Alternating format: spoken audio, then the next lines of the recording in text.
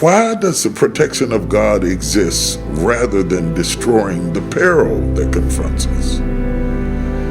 You see, Jesus didn't come back into Israel until Herod was dead, but God could have taken Herod out and it would have been over. And none of the babies that Herod later killed would have been destroyed, and it could have been simpler. But God does not always remove the peril to provide the protection.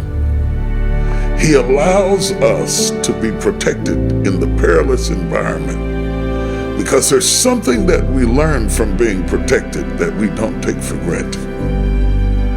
If the peril is removed, if Herod had dropped dead or something like that, it would not have been as dramatic as to see the protection of God in the midst of peril.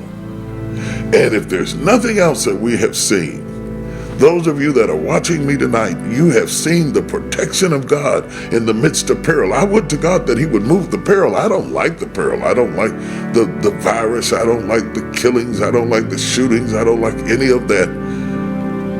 But some of us, God has chosen to protect us in the midst of peril. He doesn't fix everything that you want fixed. He allows us to go through certain things, to deal with certain obstacles, to be surrounded by certain threatening forces. And yet he makes provision to protect us in the middle of peril. Think about your life, especially those of you that murmur and complain about the peril, and you're always talking about the peril. It's bad timing. Things are going wrong. This is a year from hell. I can't wait till 2020 is over. Slow down a minute. Don't be rushing through years because you might wish you had them later.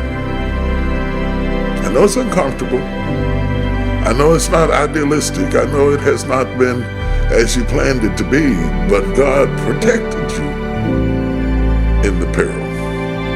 Don't throw away the year just because God chose to protect you rather than to remove the peril. Sometimes God allows us to be in the midst of perilous circumstances so he can show us how strong he is by protecting us in the peril.